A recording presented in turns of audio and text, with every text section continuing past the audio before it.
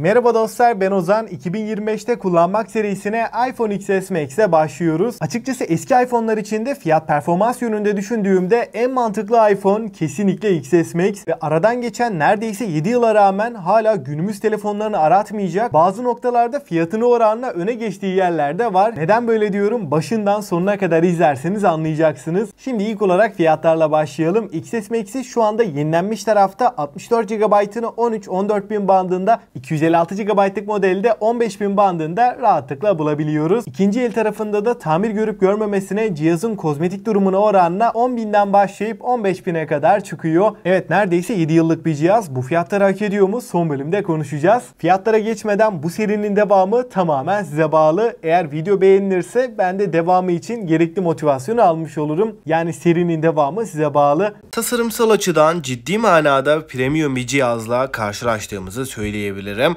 Burada paslanmaz çelik çerçeve yapısı ve arka kapağın cam olması da bu cihazı kendi fiyat bandındaki en premium model yapıyor. Zaten tasarım bütünlüğü açısından da diğer telefonlardan daha farklı bir hissiyat uyandırıyor. Tasarım olarak elde tutuş hissiyatı olsun, genel görünüş itibariyle benim oldukça beğendiğim bir cihaz ve halen de bence güncelliğini koruyan bir tasarıma sahip. 7.7 mm kalınlık ve 208 gramlık ağırlığıyla iPhone XS Max uzun süreli kullanımlarda elimizi biraz yorabiliyor ve boyutlar açısından da tek elle kullanıma pek uygun değil. Tasarım olarak genel anlamıyla eksi diyebileceğim bence çok da bir yanı yok. Şimdi ekrana bakarsak, ekranda iPhone XS Max'te oldukça başarılı 6.5 inç Super Retina XDR ekran gelirken HDR10 ve Dolby Vision desteğine de sahip, 3D Touch gibi güzel özelliklerle de birlikte geliyor. Ama tabii ki yenileme hızı olarak standart 60 Hz'in olduğunu söyleyeyim. Ekranımızın deneyiminden bahsedersem, sunmuş olduğu renkler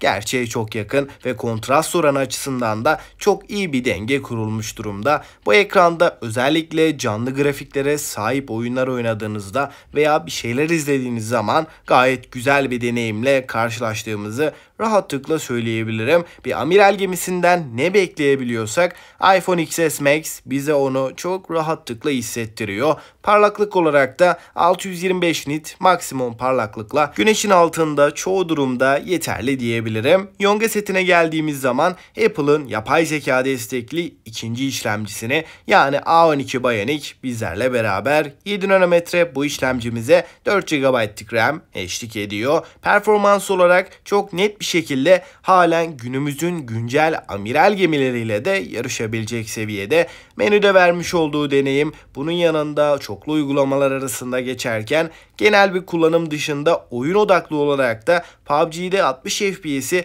hala rahatlıkla görebiliyoruz. En yüksek ayarlarda da 45 FPS bandında oynayabilmemiz mümkün. Oyun esnasında da istediğiniz kadar uzun süreler oyun oynayın. Performans düşüklüğü söz konusu bile değil. XS Max gelen güncellemelerle de kesinlikle yavaşlamadı. İlk günkü kondisyonunu halen koruduğunu söyleyebilirim. Bu yüzden telefonu aldığınız zaman da güncellemeleri yapmanızı öneriyorum. Bunlar optimizasyonu daha da arttıran detaylardan. Performans konusunda iPhone XS Max en az 3-4 sene daha sıkıntısız şekilde götürecektir. Kamera kısmında ana kameramız 12 megapiksel f1.8 diyafram açıklığındayken optik imaj sabitleyici HDR ve 6 elementli lensi de ana kamerada görebiliyoruz. İkinci kamera 12 megapiksel f2.4 2x optik zoom telefoto kamerası. Aynı şekilde bu kamerada OIS desteğiyle beraber geliyor. Fotoğraf çekim kalitesi gün ışığında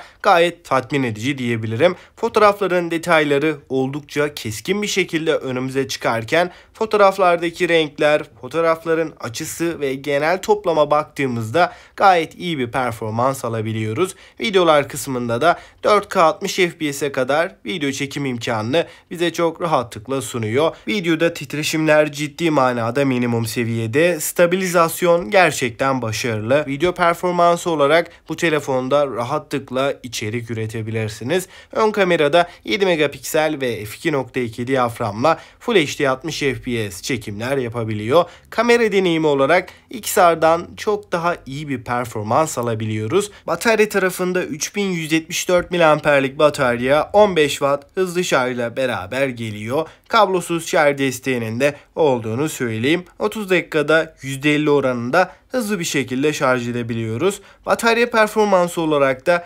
ortalama bir kullanım için iPhone XS Max çok yoğun bir şekilde kullanmıyorsanız bir gün boyunca idare edecektir. Güvenlik kısmında Face ID var. Oldukça kararlı ve hızlı bir şekilde çalışıyor. Maalesef ki XS Max'te 5G desteği yok. Hoparlör tarafında da stereo hoparlörler ses yüksekliği ve ses kalitesi olarak oldukça başarılı. Oyun oynarken vermiş olduğu deneyim de gerçekten iyi seviyede. Suya ve toza karşı da IP68 sertifikasıyla 2 metre suya 1,5 saat boyunca dayanabiliyor. Dostlar, şimdi en önemli kısım deneyim ve değerlendirmeye geçersem XS Max 2018'de çıktı fakat halen fiyatına oranla başarılı dememin ve bu telefonu önermemin 3 sebebi var. Bunlardan ilki kesinlikle kameralar. Kamera konusunda özellikle ana kamera anlamında ışık yeterli ise gerçekten oldukça kaliteli, profesyonele yakın çekimler yapabiliyoruz. Ki video performansı olarak zaten 10.000-15.000 bandında sıfır orta segment bir Android telefondan çok daha başarılı. Eğer alacağınız XS Max'in kamerası sonradan değişmemiş yan sanayi bir kamerası yoksa performans olarak stabilizasyon konusunda da oldukça tatmin edecek. Hem fotoğraf hem de video anlamında tatmin edecek bir kameraya sahip. Fotoğraflarda genel kalite, renkler, canlılık konusunda da güncel Android'lerden de kesinlikle daha iyi bir kamera paketine sahip. En önemli ikinci sebep de ekran. Buradaki OLED panel çok canlı, kontrast oranı ve dokunmatik hassasiyeti de üst seviyede. Özellikle de 2-3 yıllık uygun fiyatlı orta segment bir Android'den geçecekseniz boyut olarak da herhangi bir zorluk yaşamayacağız. 6.5 inçlik ekran gayet yeterli diyebilirim. Ve XS Max'te en beğendiğim 3. noktada kesinlikle performans. Açıkçası XS Max günlük kullanımda arayüzde, menüde, uygulamaları kullanırken, uygulamalar arasında geçerken hala bir amiral gemisi olduğunu hissettiriyor. Cihazı bir hafta kullandım ve şu ana kadar ne bir takılma, donma, yavaşlama sorunu hiçbir şekilde yaşatmadı. Açıkçası A12 Bionic günlük kullanım için halen oldukça tatmin edici ve oyun tarafında da düşük ayarlar 60 FPS'i rahat rahat veren bir işlemci. Açıkçası XS Max'in deneyim olarak sizi üzecek bence tek noktası batarya performansı. Özellikle de iOS 18 ile beraber 3174 mAh'lik batarya ortalama gündelik bir kullanımda 5 saat civarı ekran süreleri alabiliyoruz. Ama 5 saat ekran süreleri pil sağlığı en az %90'sa geçerli. Alacağınız XS Max'te batarya sağlığı %80 ve daha altına geldiyse anca yarım gününüzü çıkarır. Ama uygun fiyata tamir görmemiş, batarya sağlığı düşük bir XS Max alırsanız burada pili güçlendirilmiş yüksek miliamperli bir batarya ile değiştirirsek bu süreler 6,5-7 saatlere çıkıyor. Yani günlük kullanımda yoğun bir kullanıcıysanız bile bir gününüzü çıkartacak hale geliyor. Bunun dışında performansı, ekranı, malzeme kalitesi, telefonu elinize aldığınızda hala çok rahatlıkla üst segment premium bir cihaz olduğunu hissettiriyor. Yazılım tarafında da 6 yıldır güncelleme alan bir telefondan bahsediyorum. Buna rağmen iOS 19 alma ihtimali yüksek ama almaya da bilir. Uygulama desteği en az 3-4 yıl daha devam edecek. Çünkü halen iPhone 7'ye bile WhatsApp, Instagram, YouTube gibi uygulamalar güncelleme vermeye devam ediyor. Depolama tarafına ayrı bir parantez açayım. Eğer telefonu sürekli yedekliyorum, çektiğim fotoğrafları ara ara bilgisayara aktarıyorum, 64 GB'da idare ederim diyorsan 64 GB'lık modeli alabilirsin. Fakat ben artık günümüz şartlarında 128 GB modelinin olmadığını düşündüğümde bence minimum almanız gereken depolama 256 GB.